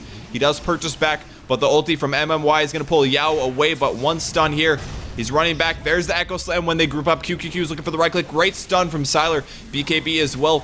He does go down. More buybacks. Rotk pops the cheese. Going to run for the life. Super gets pushed. 1 ulti, but his mana was completely full. So slight mistake there from Sylar. Cheese helping out with that one. And Super is going to end up dying. LGD is winning the team fight. Rotk is running for his life. 90 HP. There's the Shadow Poison stack. And he is 100% dead. A lot of buybacks now on DK. 1 dead hero currently. That is going to be Windrunner. Unfortunate for DK that the Boots of Travel was not off cooldown there. He was not able to catch a QQ looking for a fissure. He's going to catch SC, but will they get the follow-up? Nope, 4 staff's going to get him out of there. And another TP from Rotk. Did they leave the cheese? They don't. I don't know where the cheese is. It's not Burning? Is it on Rotk? It is not. I have no idea where the cheese is. Maybe they sold it. Who knows? They're pushing in. They want to take racks finally. 72 minutes in, for God's sake. We're just trying to equalize things a little bit here. There's like no buybacks left over. Anti-Mage does not have buyback. Burning does not have buyback. That means if anybody messes up here, it's over. The game ends. When the buyback ends, the game ends. And what are they going to do? They're saying, nope. Alright, we don't want to chance it. Going back to base. I mean, it's kind of a gamble. What do? Do you say, okay, I want to gamble it. I think we can win a team fight. If you think you can win the team fight, and you fight the team fight and you lose, you lose. Do they? But I mean, if they wait, what it's going to do is it's going to allow the enemy team to have team fight as well. They're going to also have buyback. I mean, maybe they didn't do it as efficiently as they could. Are they going to wait for another Roshan? I mean, that may be what they're going to do now. I mean, they're backing things off and playing it safe. I'm surprised these waves are still pushing, by the way. It's pretty impressive. They still have, look at how undamaged these towers are. In any pub game, I'm sure you guys have been there, these towers die so rapidly when the axes go away, because everybody just leaves the base. Like, yeah, whatever. Just those base towers, you know, the most important things in the game, pretty much. Still no new items on Rotk here. Or ROTK. People like pronouncing his name other ways. Don't blame me. Words on Earthshaker. Rubik has nothing. LGD is still farming. No new items on any of these guys. Do we have dust? Yes, there are smoke. That's what I meant. There will be a smoke. Gem on Shadow Demon, so they don't have to deal with any Invis heroes. Sylar still got the same item build. Abyssal Blade it is.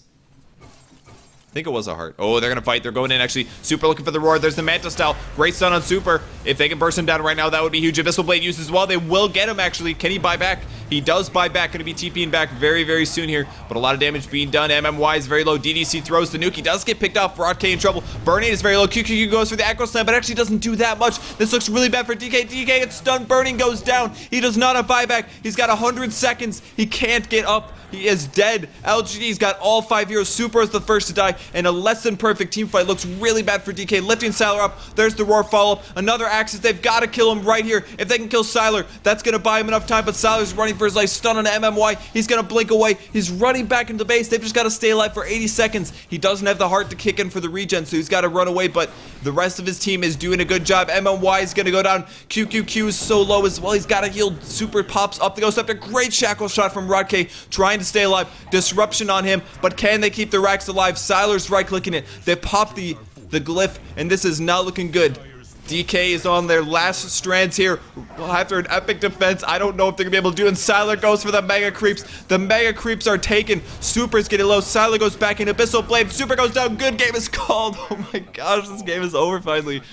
What an insane game. I can't believe LGD were able to slow push out this game.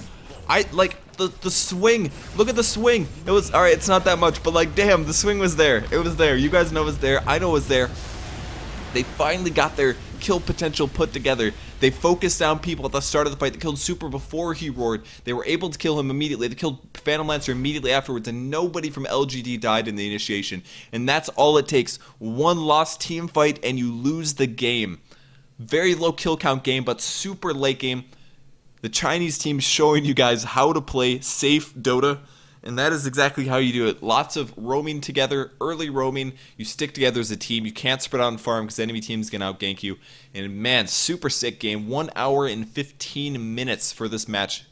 LGD ends up taking out DK. Well, not taking out, but this is game 2 of the set, by the way. This was a set. If you guys want to watch any of the games from this, it is at the G League. You can buy a ticket in the client. That's how I'm watching this. It was $9. Totally worth it. I'm just happy that the Chinese admins and things are letting the Western world cast their stuff, because that's exactly what they're doing. It was actually kind of a pain in the butt for some of the other casters to arrange casting the Chinese leagues. They are the best teams in the world. That is well known. You guys saw TI2. Navi's obviously up there, but on average, Chinese teams, amazing. So make sure you guys go check out the G League. I believe BeyondTheSummit casts it regularly, as does Toby. I'm going to cast one of their games in 5 hours. I'm going to be co-casting a best of 3 between, I think, LGD and one of the other teams. But man, what a sick game. LGD DK, super late game, great item decisions, everything worked out.